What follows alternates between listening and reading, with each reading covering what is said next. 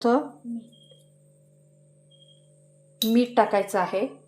आता त्यानंतर जे आपण घेतो आहोत ते म्हणजे एक अर्धा चमचा किंवा 1 चमचा तांदळाचं पीठ। अजून थोडंसं आपण तांदळाचं पीठ वापरूया। आता हे सगळं आपण मिक्स करून घेऊया व्यवस्थित,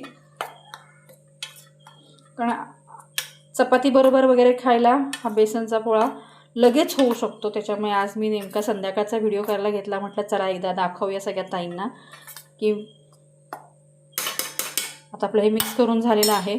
आता ह्याच्यामध्ये आपल्याला लागेल तसं पाणी घ्यायचं आहे। आता तोपर्यंत आपण कन्सिस्टन्सी बघूया कशी होते ती, आणि मग आपल्याला कितपत पाणी अजून लागेल याचा आपल्याला अंदाज येतो आणि त्याप्रमाणे आपण पाणी कमी जास्त करू शकतो।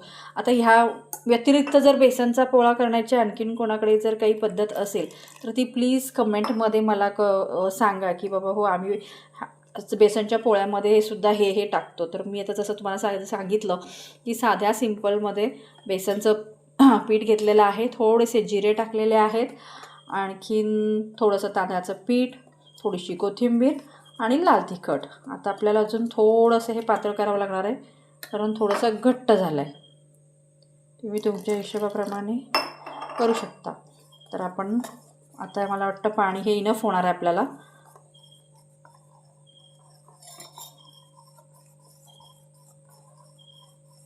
ओके, हे बरोबर आहे। अजून जरी तुम्हाला वाटलं तरी थोडंसं थिकनेस किती आहे पिठाचा तो बघून पाणी कमी जास्त तुम्ही करू शकता। इथे व्यवस्थित आपण मिक्स करून घेऊया जेणेकरून मग पोळा पण छान येतो।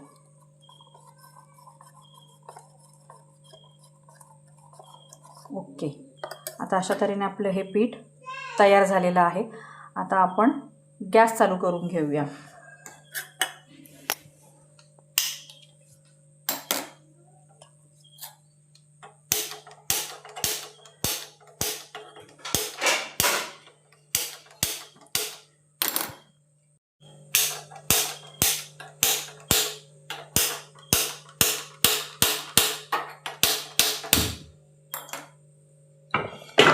तर यानंतर आपण गॅस पेटवून घेतलेला आहे आणि जो रेग्युलरचा जो आपला चपातीचा तवा असतो तो तुम्ही त्याच्यावरती ठेवायचा आहे। आता तवा थोडासा गरम होऊ दे आणि मग त्यानंतर आपण, पण तोपर्यंत पीठ पण थोडंसं रेस्ट होतं आणि लगेचच करायला घ्यायचं नाही, पण थोडा वेळ जरासं रेस्ट